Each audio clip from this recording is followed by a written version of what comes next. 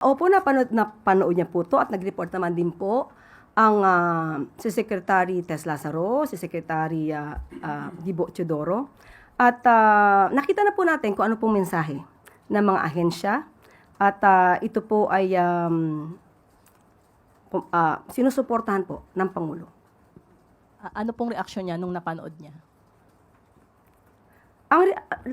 Lahat ng Pilipino, hindi na natin kailangang makita kung anong reaksyon ng Pangulo dahil kahit sino man sa Pilipino, hindi magiging maganda ang pagtanggap, hindi matatanggap yung ganung paglalarawan sa mga Pilipino na bilang unggoy.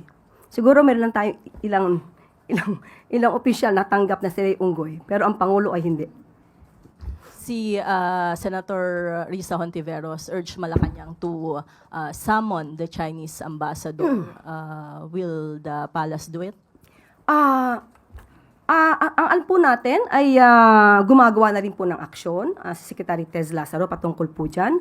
Kung ano po ang balak ng Senado, nasa kanila po yan at mandatory naman po nila na alamin ang mga pangyayaring ito at para maipakita din sa ating mga kababayan na kinukundina natin ang anumang pagmamaliit sa mga kapwa nating Pilipino.